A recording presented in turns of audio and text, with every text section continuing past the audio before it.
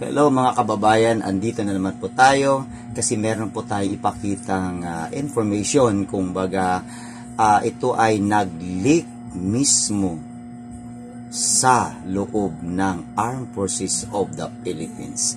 Okay, sa lahat po na nakasubaybay mula ng eleksyon hanggang sa natapos ang eleksyon, di ba po meron tayong tinatawag na absentee voting kung saan una pong bumoto ang ating mga OFW at sabay po sila sa ating mga Armed Forces of the Philippines at ang ating mga kapulisan.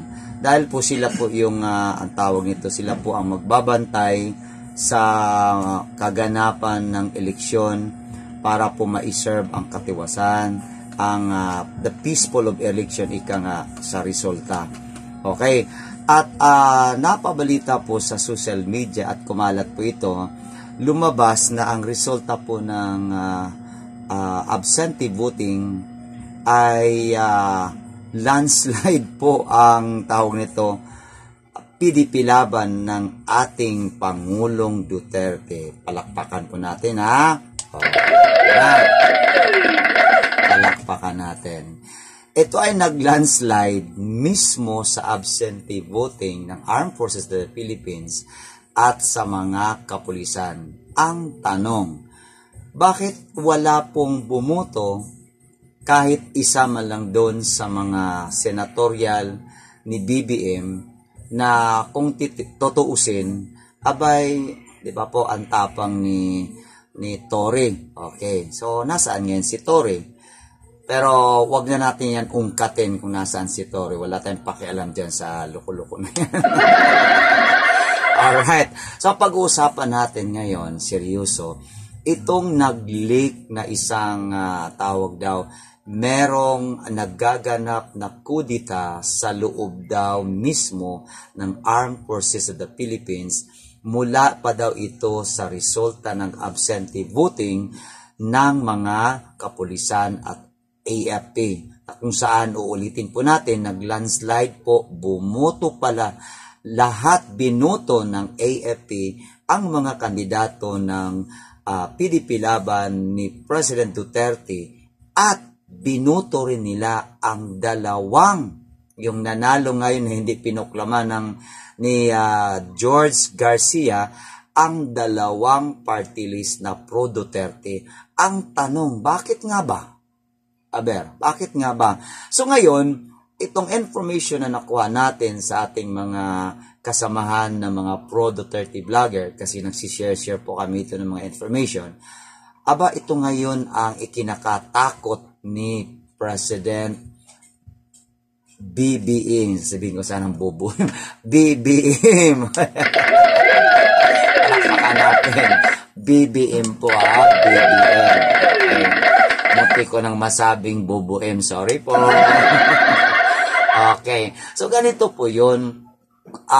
Ito pala daw ang kinakatakot ni President BBM bago kasi ito pumunta dun sa may summit dyan sa may Indonesia. Nagpalabas po siya ng direktiba na kailangan ang buong Metro Manila ay merong police visibility na umabot ata ng 1,200 something. Ito ang tanong, di ba po, pang nagpalabas tayo ng napakaraming kapulisan na ikinalat sa daan, ang ibig sabihin nun, di ba dalawa lang po yun? Malamang may isang naparinggan natin na isang terorista o delikado na nakatira sa lugar na yon, o kaya meron tayong ikinakatukutan na baka merong nagbabalak na agawin ang kapangyarihan. Ito ngayon ang kinakatakot daw ng administration ni Marcos na baka daw magkaroon ng kudita dahil po daw ang resulta ng halala ng absentee voting ng AFP, landslide po daw. Puro mga PDP laban ang binoto ng mga AFP. Palakpakan natin yan. Okay? So, ngayon, ito na ngayon na parang aburido daw si BBM dahil ito daw ang Armed Forces of the Philippines ayaw na daw. Kumbaga, ang tawag nito, sawang-sawa na daw sa pamumuno ni Marcos. Lalong-lalo na itong latest na ilalabas natin mamaya na survey na talagang lagapak si Marcos. Lagapak ang trust rating ni Marcos, mga kababayan. Okay, so panoorin na lang kako natin itong balitang ito at para ho tayo maliwanagan. Pero bago po yan, kinumusta ko muna itong mga OFW natin kung saan man kayo ngayon.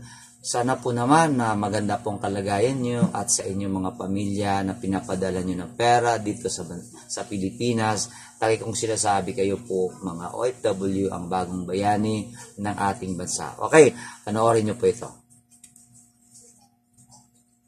Ayan. Ayaw mag-play. Kamakailan ay sinabi ni BBM na ayaw niya ng gulo pero may namumuong gulo sa hanay ng ating mga kasunduluhan na tila pinagbabalang bahala at binabaliwala ng administrasyon na ito. Paano na kapag napuno na ang salop ng ating mga kasunduluhan? At tila damay pa dito si General Browner ay sa post ng retired general na si Romeo Tawag ng aso namin, Browner yun eh. The pot is boiling.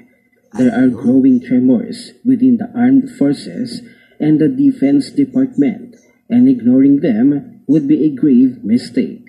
Even before the May 12 elections, credible complaints had already surfaced against General Romeo Browner, Chief of Staff of the AFP. These were not baseless rumors, but allegations from fellow generals accusing him of favoritism, moral misconduct, and corruption widely circulated in military and civilian chat groups. Now, just days after the elections, the focus shifts to Defense Secretary Gilbert Teodoro. So, ibig sabihin pala mga kababayan, mismo sa loob ng Armed Forces of the Philippines, ay meron din palang corruption. Grabe talagang kamandag nitong si BBM, ano? Grabe yung kamandag nitong si Romualdez, ano? Na talagang na-influensa na pati daw sa loob ng AAP ay may corruption. Grabe ang bansang ito. Malala na po ang corruption. Yun ang sinabi natin na kapag ang puno na ang salop, ito ay dapat nang kakalisin. Patuloy natin panoorin. A 4-page document from senior officers, which is going the rounds online, outlines serious charges, disregarding the Board of Generals' recommendations, promoting unqualified proteges, some with administrative or criminal cases, stalling the AFP modernization program. This is not simply internal bickering. Active duty officers are now going outside the chain of command, urging media to take their grievances directly to the president. This is no longer dissent. It's a coordinated signal of institutional resistance. Modernization nangyari this moment is not business as usual. President Marcos recently directed for cabinet officials to file constitutions is widely seen as a cosmetic move. Key players remain untouched, and a reshuffle looks more like a recycled rotation of the same insiders. But here's the alarm bell. The early vote by military and police personnel overwhelmingly rejected by President's candidates in favor of the 30 allies. There is more than dissatisfaction. There is defiance from... So, ibig sabihin pala talaga, ang nangyaring resulta ng absentee vote ng Armed Forces of the Philippines ay talagang ibinoto po nila. Landslide po ang PDP laban. Palakpakan natin. Ang tanong, anong nangyari? Bakit hindi nila binoto ang senatorial ng administration ni Marcos? Ano ang rason? Dahil siguro may natunugan sila na birds with same feather, they always birds. Hindi pala. They fly together. Ayun, no? Ito, narinig nyo kanina, ultimo pala budget para sa modernization ng Armed Forces of the Philippines ay may malikot ang kamay, ginapang po. Ginapang po. Kaya yan po ang hinain ng mga Armed Forces of the Philippines ng korupsyon sa kanilang hanay. Okay? So kaya pala, nung resulta ng eleksyon na yon, ng absentee voting, kaysa bumoto sila sa mga birds with same feather, they fly together. Kaya binoto nila ang mga PDP laban. Dahil may tiwala pa rin ang lahat ng Armed Forces of the Philippines sa nabulol tuloy tayo.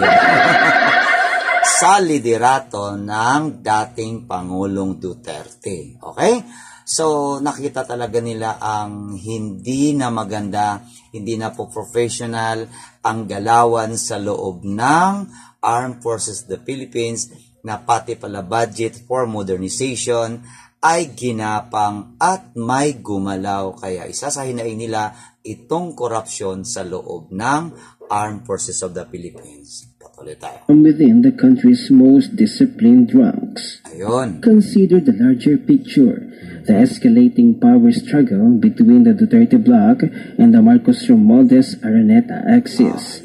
Impeachment proceedings looming over VP Sara Duterte. The extradition and ICC detention of former President Duterte. Persistent and deep-rooted corruption in the Senate, Congress, and executive agencies. The President's political allies, close friends, and advisors starting to abandon ship. What we are witnessing is not yet collapsed. Naku, Marcos, abandon ship. Ano to? O di ba pag abandon ship, may butas po ang barkong sinakyan nyo. Yan. So ang mga sundalo natin na matino, abay umpisa na pong kumalas, nagsitalunan na po sa tinatawag abandon ship. Ayan.